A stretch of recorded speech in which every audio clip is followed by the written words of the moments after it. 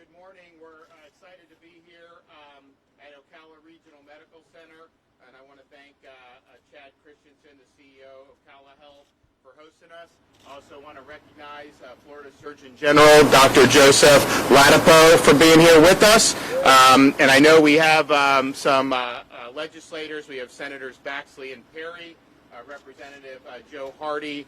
I think Kat Kamak may come. If Congresswoman, is she here? Oh, there she is. Okay, so there she is. And then we're also going to hear from Angela Wells, who's a second grade teacher at Marion Charter School, about treatment. Before we get into that, this morning at 10 o'clock, they published the job numbers for individual states. And so for November, many of you remember a couple weeks ago, the national numbers came out, and it was about 200,000 jobs created throughout the United States of America. That was much, much less than the target of what people expected. So very disappointing jobs report nationally.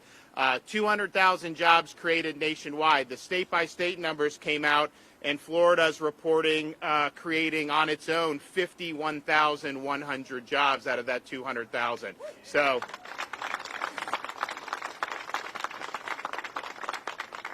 And they actually revised upward October. I had reported, and we had reported 44,000 new private sector jobs. That has now been revised upward to 49,000 private sector jobs created in October. And so we continue to lead the way in that. There's a lot of problems going on when you look at inflation, what they're doing in Washington. Everything is going up. It's very difficult to keep up when things are rising this much. So we'd ask them to stop doing some of the policies that are causing the inflation and reverse course.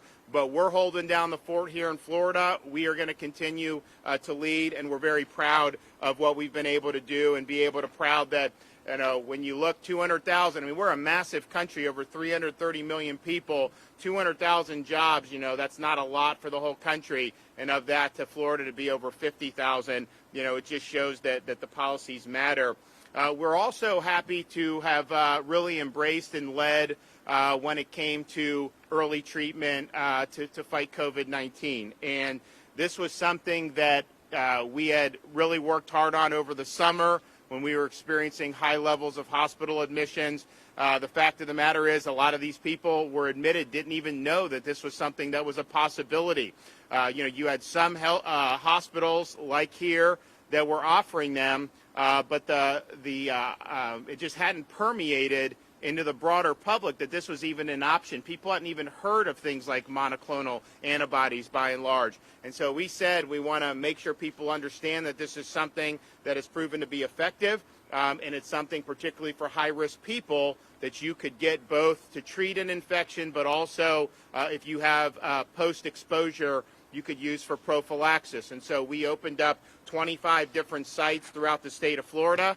And what we did with that was that made it more available in the sense of it was easier for people to get it. So you had the healthcare system was doing it anyways, and then we were doing the monoclonal sites in addition to that. So if our 25 sites were doing 4,500 people, that was in addition to whatever the healthcare system was producing. And so that gave a lot of people access. But one of the things we did in addition to doing that was we had our Surgeon General, Scott Rivkees at the time, he did a standing order for people to be eligible for this, that basically tracked the emergency use authorization.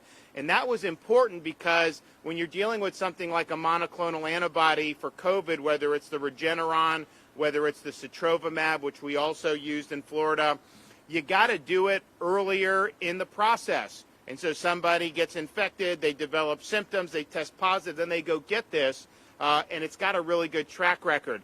If you wait and then you end up getting in the intensive care unit, at that point, the monoclonal is not likely to be very effective. And so what we were able to do by doing that was basically give people a beeline to be able to get it early enough to make a difference. And I think what you're seeing in some of the places, you know, because you have big waves going on in the northern United States, and I think what you're seeing is not as many people know about the fact that there's these treatments available, but when they try to get it, they got to go through all these bureaucratic hoops. So, okay, you got to go see your primary care, then a referral, all this stuff. And that takes time. And if it gets you outside the window of when it's going to be effective, then what good is it doing at that point? So by cutting that out, we were able to obviously get it to a lot of people, but I think get it to them in time so that it actually made a difference. And I think you've seen certainly the results when people are getting it, far, far less likely to eventually be admitted into the hospital. And so we had a little tut-to-tut with the Biden administration when they cut the allocation for Florida over the summer. It was having a lot of success. They cut it, and so then we were in a situation where we were going to potentially be shorthanded. So we went out and did a deal with GlaxoSmithKline to bring sotrovimab to Florida, and it's a similar to Regeneron monoclonal antibody. It's IV. It was not at that time approved for subcutaneous injections. And so we were able to do sotrovimab for the people that still needed monoclonals if we didn't have enough of the Regeneron. And so that is now something that the federal government's done an exclusive deal. After we did our deal, they went ahead and did kind of an exclusive. So they're providing some sotrovimab through the normal channels. And, we've had, for the last couple months, we've had one of the lower infection rates in the country. So we're still doing the monoclonal, but the demand's been a lot low. Well, now you see, you have big surge in the north. Last year, we increased in the winter, not as high as them, but, I said in mid-November that we probably had bottomed out. I mean, we actually had fewer than 1,000 people who were COVID positive in hospitals statewide in Florida. We've got 22.5 million people, and when you think about it, between now and May, we probably will never have a day where we have less than 25 million people in this state. When you count the snowbirds, when you count the tourists, when you count everybody that's doing all this, so that's just a reality. So we are committed to doing the monoclonals. To the extent demand goes up and you need to do more, we will work to make sure that those sites are available. But we've also seen that you've seen some improvements and some new innovations come onto the market. So most recently, December 8th, the FDA issued an emergency use authorization for a new product called Evusheld, and it's AstraZeneca's new monoclonal antibody product for pre-exposure prevention of COVID-19 for eligible populations 12 and older. It's different than the Regeneron or the sotrovimab. This is a long-lasting, long-acting monoclonal therapy, and in the clinical trials, it reduced the risk of developing COVID in the first instance by 77%. Now, look, clinical trials are what they are. I mean, I think if you look back at the monoclonal clinical trials, I think they performed in line or even better than the clinical trials in the real world. But you look at like Pfizer and their initial results saying 95% protection against infection. I don't think anyone can look at what's happened over the last 6 to 8 months and say that it's 95%. That's why they're saying 3 and 4 boosters. So the immunity clearly wanes, and it wanes very quickly. And so those clinical results, they are what they are.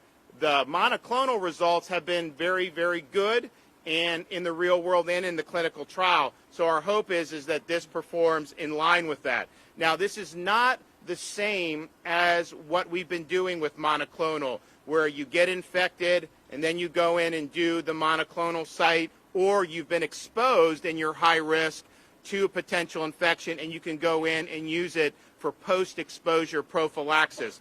This is for people who have not been exposed to COVID and who have not been infected by COVID. And so it's something that you're trying to provide some antibody protection for about a 6-month period of time. So the people that are specifically authorized to do the Evusheld are individuals who are immunocompromised and may not have adequate immune response to vaccination. And you see that with certain cancer patients, transplant recipients.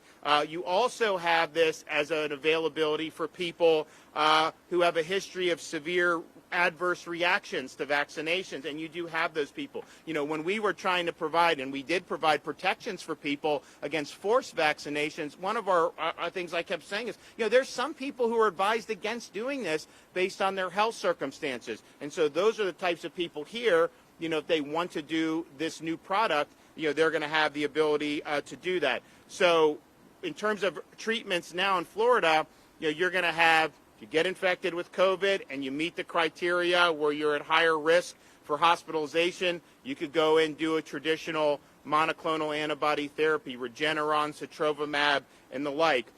If you've been exposed and you fall into that category, you can do those same monoclonals. But if you're somebody in those other high-risk categories where you do it not having any exposure to COVID, not being infected, doing it to provide some long-lasting protection, this is now filling that particular niche. And so, because you think about it, if you're somebody that is a transplant patient and, the vaccine isn't recommended for you, then to wait till you get infected and treat it, yeah, the treatment has been good, but you could do this before you're ever exposed, and potentially it will mediate any infection that you get. So, and it is not authorized for post-exposure prevention. So I just want to make people clear about that. It's really a preventative for folks who fall into those categories. And it's not vaccinated or not. I mean, there are a lot of people who fall into those immunocompromised who did get vaccinated, but their bodies just didn't.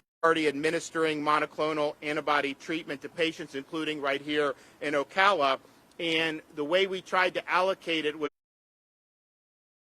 to FloridaHealthCovid19.gov. And it will have